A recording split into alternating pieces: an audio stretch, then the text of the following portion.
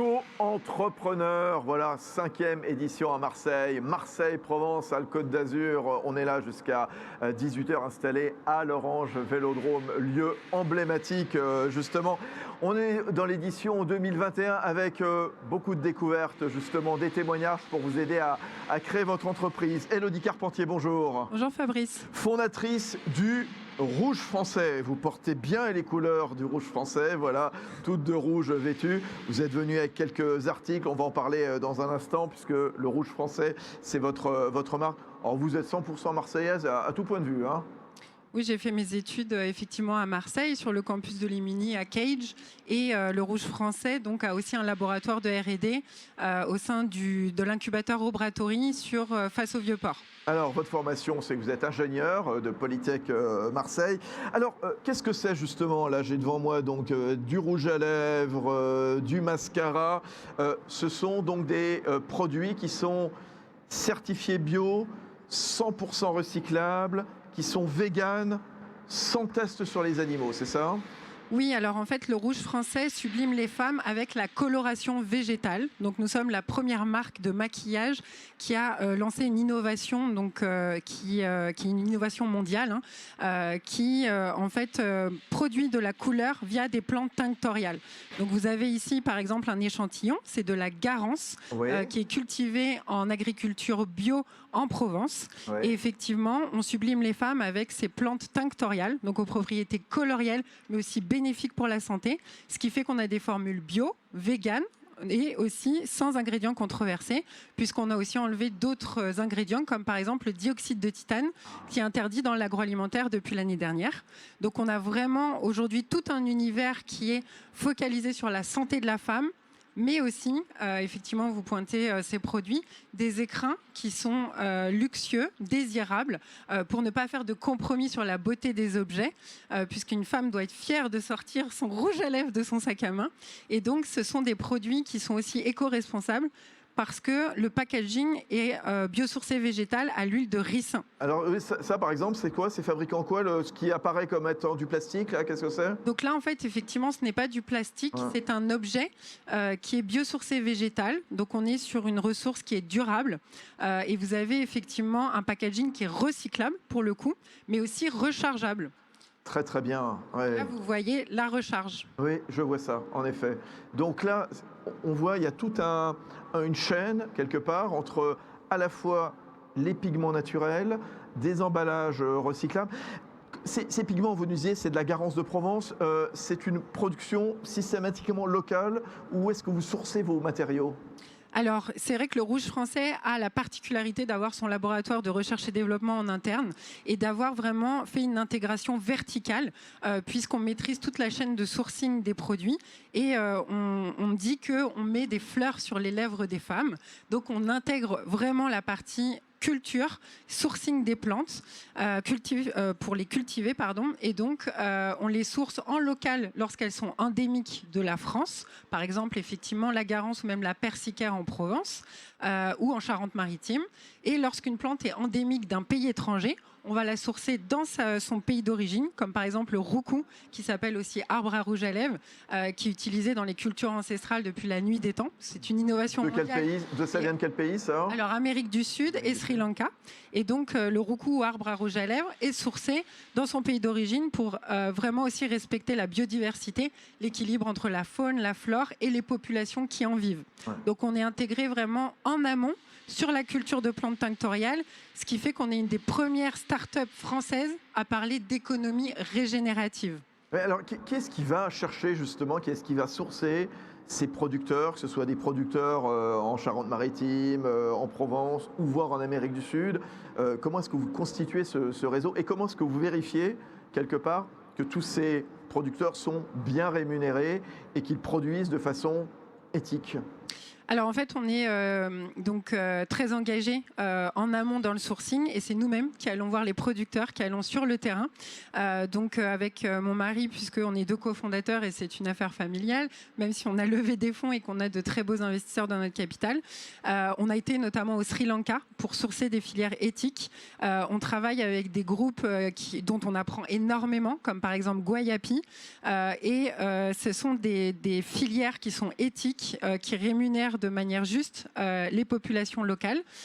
Et par exemple, en Provence, on les visite tous les ans. Là, cette année, cette culture de Garance, c'est 4 ans de travail, parce qu'il faut 4 ans pour les récolter. Et on a acheté toute la récolte entière pour le rouge français. Ah oui, ce qui donne quelque part à ce producteur, à cet agriculteur, quelque part, un certain horizon, justement, il peut justement ensuite travailler plus efficacement parce qu'il a une source de revenus qui arrive. On travaille vraiment main dans la main et c'est ça l'économie régénérative, c'est finalement revenir au basique, à l'agriculture en bio, alors que effectivement c'est des choses et des savoir-faire qu'on avait perdus, puisque avec l'avènement de la chimie, le végétal et l'agriculture de plantes tinctoriales, où en France on était un des bastions avec beaucoup de garancières, on l'a perdu. On y revient. Là, on y revient. Oui, alors évidemment, tout ça, ça prend du temps de renouveler une filière. Ça vient d'où cet engagement, Élodie? Alors moi, je suis ingénieure en biotechnologie, comme vous l'avez évoqué. Oui, mais cet engagement, de se dire à un moment, voilà, la chimie, c'est bien, c'est utile, on ne va pas cracher dessus, bien entendu. Mais il y a peut-être quelque chose en parallèle aussi. Donc c'est ma formation d'ingénieur en biotechnologie qui a fait qu'on s'est engagé dans ce combat. C'est aussi participer à l'économie positive, l'économie de demain qui va au-delà du circulaire ou du durable. J'ai créé la société quand j'étais enceinte de ma fille. Donc préparer l'avenir de nos enfants, c'est aussi important. Donc c'est un engagement qui est fort pour la santé de la femme dans les formules, mais aussi pour la planète dans la sélection des ingrédients et nos packaging. Et ça, vous avez l'impression que lorsqu'on crée une entreprise, maintenant, on doit intégrer ça systématiquement, l'utilité de l'entreprise? Oui, être une entreprise à impact, c'est très important pour les entrepreneurs. Après, voilà, je partage mon expérience personnelle, mais c'est ce qui me fait me lever le matin, et mon mari aussi, tous mes salariés. Donc c'est vrai que c'est important pour nous d'avoir cet impact positif, de laisser quelque chose aux générations futures. Et c'est vrai que quand on plante aussi en amont des arbres, des végétaux, on participe vraiment à quelque chose de positif. Et aussi en aval, puisqu'on a fait un partenariat avec Enprint pour planter des arbres, des mangroves aussi au Sri Lanka. Donc voilà, c'était important pour nous d'avoir vraiment un business à impact. C'est important aussi pour nos investisseurs, parce que forcément, voilà, dans le poids des négociations, c'est des choses où ça fait toute la différence. On a réussi quand même à lever 1,7 million. On a Femmes Business Angel, INSEAD, le groupe L'Occitane Innovation dans notre capital, et même Chantal Baudron, qui est une des plus belles femmes Business Angel et passionnée de botanique en France. Voilà, emblématique. Ouais. Et ces gens-là, on arrive à les convaincre quand effectivement on fait la différence et qu'on a un business à impact. Cette levée de fonds de 1 million, c'est pour en faire quoi ensuite ? Alors là, on les a déjà dépensés, donc on est dans une nouvelle levée de fonds. C'est vrai que c'est un marché qui est très compétitif, où le marketing digital coûte très cher, et aussi lancer les produits, parce qu'on est ça, c'est important ce que vous venez de dire, justement, pour tous ceux et celles qui sont là, qui se disent, je vais créer mon entreprise. Le marketing digital, c'est une priorité. Oui, aujourd'hui, on ne peut pas être une marque en B2C et exister sans growth marketing. Donc là, on est accompagné effectivement par l'agence Les Causantes en digital, donc qui sont très performants. Mais c'est vrai que voilà, c'est des levées de fonds pour avoir des budgets conséquents et on ne peut pas faire l'impasse. Le growth marketing, aujourd'hui, c'est essentiel pour exister, surtout en cosmétique, qui est un marché très compétitif. Quand on lance le rouge français avec une filière que l'on fait ressortir, quand on a ce passé, en tout cas cette expérience d'ingénieur dans le monde de la chimie, nécessairement ces produits, à un moment, ils sont nouveaux, il faut les protéger, il faut déposer des brevets. Comment ça se passe ? Oui, c'est ça, les budgets, les levées de fonds, ça sert à accélérer le business en B2C, en B2B, via des retail et l'international, à lancer des produits, mais surtout à se protéger, à réinjecter en recherche et développement. On va le redire, et vous allez le redire très clairement à ceux et celles qui sont ici au Stade Vélodrome, à l'Orange Vélodrome, et puis à ceux qui nous regardent. protégez-vous. Ça, c'est important. Exactement. Il faut protéger la marque, propriété intellectuelle, mais aussi propriété industrielle. Là, il y a l'INPI qui est en pointe aussi là-dessus. Voilà. Enfin, je pense à eux, bien sûr. Donc, on travaille main dans la main avec l'INPI. C'est vrai qu'on a tout le soutien de BPI, on est French Tech, on est éligible vraiment à beaucoup de systèmes français qui nous permettent d'accélérer en recherche et développement. Le crédit impôt recherche, c'est vrai que c'est des leviers forts pour les startups françaises de la French Tech. Et aujourd'hui, c'est essentiel. Protéger, déposer des brevets. Nous, on a plus d'une dizaine de brevets et on ne s'arrête pas. La levée de fonds, ça sert aussi à ça. Et on a créé aussi un partenariat avec l'Université Aix-Marseille pour des thèses industrielles et intégrer les process d'extraction sur les plantes tinctoriales. Ouais, et puis vous licenciez vos brevets, vos processus également, mais ça va au-delà de la cosmétique, parce qu'avec justement tous ces produits éco-responsables que vous nous avez présentés, justement, notamment ce qui ressemble à du plastique, mais ce qui n'est pas du tout du plastique, puisque c'est à base d'huile de ricin, notamment, à destination de la lunetterie et de l'automobile également. Oui, alors aussi bien sur les pigments végétaux, donc cette innovation mondiale, que sur ce packaging biosourcé végétal. On a la possibilité vraiment d'avoir un business qui va au-delà de la cosmétique. On a été approché par des grands de l'automobile, la lunetterie, pour licencier nos brevets. Après, voilà, on est une petite structure, donc on ne peut pas accélérer sur tous les fronts en même temps. Mais en tout cas, il y a des projets en cours et surtout des business qui peuvent être très porteurs dans plusieurs domaines et des grandes industries. Oui, vous dites, on ne peut pas être sur tous les fronts, mais à un moment, il faudra aussi pouvoir répondre à cette demande. Comment est-ce qu'on s'entoure? Comment est-ce qu'on s'encadre? Comment est-ce qu'on est encadré, justement? Parce que vous ne pouvez pas faire ça toute seule avec votre mari. Vous êtes combien dans la société, Laurent? Alors aujourd'hui, on est 7. 7, ouais. Donc c'est vrai que l'accélération, aujourd'hui, c'est aussi le recrutement de talents. Donc on va chercher... On va chercher où? Voilà, on va chercher des ingénieurs dans les écoles d'ingénieurs, des thésards, des doctorants pour la partie R&D, mais aussi des techniciens. Là, aujourd'hui, vous l'avez évoqué tout à l'heure, il y a le gross marketing, donc des compétences aussi dans le digital. Aujourd'hui, tout le monde est greffé à Instagram, à Facebook.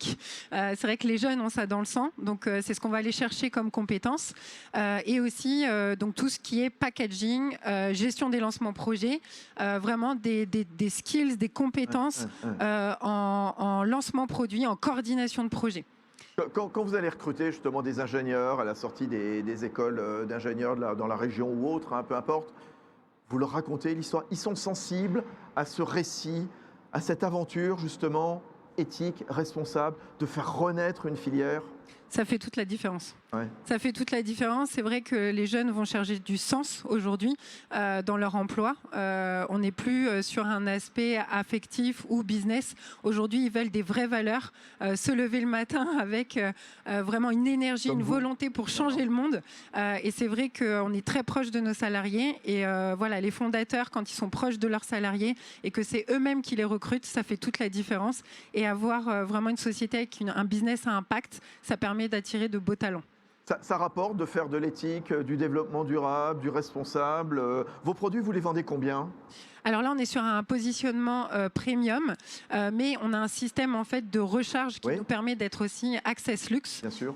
Donc le packaging global, on a 45 € sur le rouge à lèvres, mais derrière la recharge et l'accès à toutes les teintes combien de teintes chez vous? Est à 25 €, donc très accessible. Ouais. Donc on est à 16 teintes, mais on a plus de 40 références aujourd'hui, parce qu'on a du soin coloriel, mais aussi du soin non coloriel, comme cette huile à lèvres. On a lancé aussi la gamme Regard avec le mascara. Donc là, on est sur des prix qui sont aussi abordables avec des packaging luxueux et éco-responsables recyclables. Et donc là, on se positionne sur l'ensemble de la gamme. On va lancer des vernis début d'année prochaine et le teint. Donc on se positionne vraiment sur tous les produits du segment maquillage. Est-ce que vous êtes sur le segment luxe ou pas? Est-ce que vous assumez ça ou pas? Oui, tout à fait. Aujourd'hui, le Rouge Français, c'est une hybridation entre le certifié bio, on est une des premières marques luxe à être certifiée bio, et la désirabilité. Voilà, de ne pas faire de compromis sur des beaux packaging, sur même des PLV en verre, donc on est recyclable sur le verre. Mais voilà, chez nos retailers, on est une des premières marques à intégrer des PLV en verre. Donc c'est assez exceptionnel, alors que voilà, les grandes marques aujourd'hui travaillent encore avec du plastique. Et tout ça, c'est ouvrir des nouveaux chemins et s'engager pour l'avenir. Le Rouge Français, on le trouve sous la marque Le Rouge Français. Vous travaillez aussi en marque blanche pour d'autres industries du luxe ou pas? Alors, aujourd'hui, on ne l'a pas fait, mais on a des demandes entrantes, donc on travaille dessus, comme on a notre laboratoire. Donc, effectivement, quand on a des positionnements qui ne sont pas concurrents du rouge français, ou effectivement sur certaines indie brands, sur des marchés très spécifiques, on accepte tout à fait de formuler, de licencier nos brevets, et on travaille aussi main dans la main avec des grands groupes. Bon, on vous trouve où alors ? Alors, vous pouvez nous trouver au 5 rue Rouget de Lille, dans le quartier Place Vendôme à Paris, où il y a tout notre showroom végétalisé, où vous allez découvrir l'univers des plantes tinctoriales, des cultures ancestrales. Et quand on n'est pas à Paris, on peut vous acheter où alors ? Et sinon, on a plus de 50 points de vente en France. Oui. Vous pouvez regarder sur notre site internet les différents points de vente. Sur notre e-shop aussi, normal, en digital. Évidemment. On est très proche de notre communauté, notamment sur Instagram. Et après, on va ouvrir là, via le groupe Bogart aussi, plus de 50 points de vente dans le monde, et notamment déjà à Hong Kong, avec un beau showroom. Félicitations, on applaudit s'il vous plaît. Élodie Carpentier, fondatrice du Rouge Français, donc témoignage ici à l'Orange Vélodrome de Marseille pour Go Entrepreneur. Voilà, éblouissant. Hein. On va continuer. Dans un instant, gros plan sur les startups. Bah oui, monter une entreprise, c'est facile, mais encore faut-il qu'elle dure, cette entreprise. Bah, il y a des petits conseils, évidemment, à recevoir, à intégrer, bien entendu, des pièges à éviter. On sera avec Patrick Siri à la tête de P-Factory. À tout de suite. Merci.